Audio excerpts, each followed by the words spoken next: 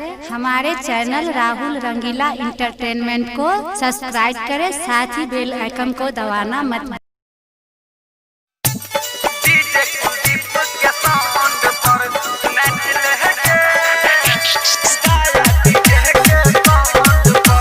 Recording by Welcome Music।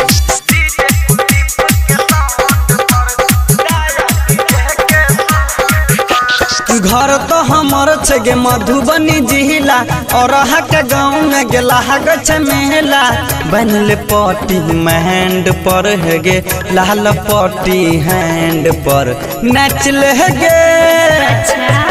हाँ नचल गे DJ Kuldeep के साउंड पर कनी नचल गे डीजे कुलदीप के साउंड पर। घर तो हमर छे मधुबनी जिला और के गाँव में गेला गछ मेला बनल पट्टी हैंड पर है गे लाल पट्टी हैंड पर नचल गे। हाँ नचल गे डीजे कुलदीप के साउंड पर कनी नचल गे दाया डीजे के साउंड पर।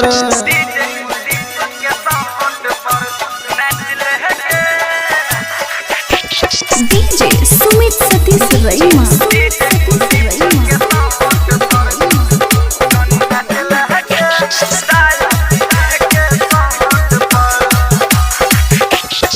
डीजे पर मैथिली बजे छे गाना पूरा हो छे हम गाना रे भाषण के दिन में पूरा मगन में बदल गेल जमाना रे डीजे पर मैथिली बजे छे गाना पूरा हो छे हम गाना रे भाषण के दिन में पूरा मगन में बदल गेल जमाना रे। नाचत छौरा मुंड पर है गे नाचत छौरा मुंड पर नचल गे।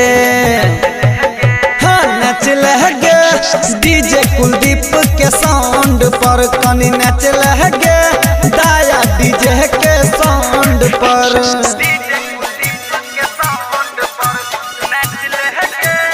वेलकम म्यूजिक के डीजे सुमित सतीश रईमा।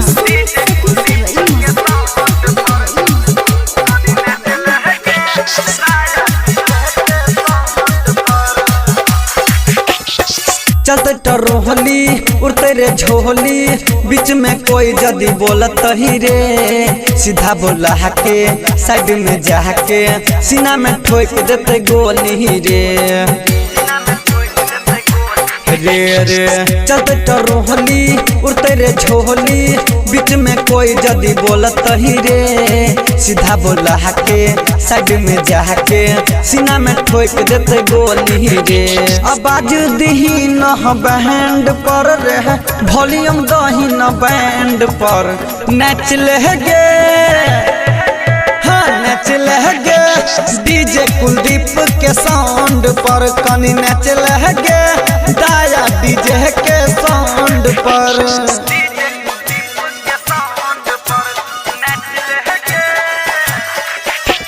डीजे सुमित सतीश रईमा।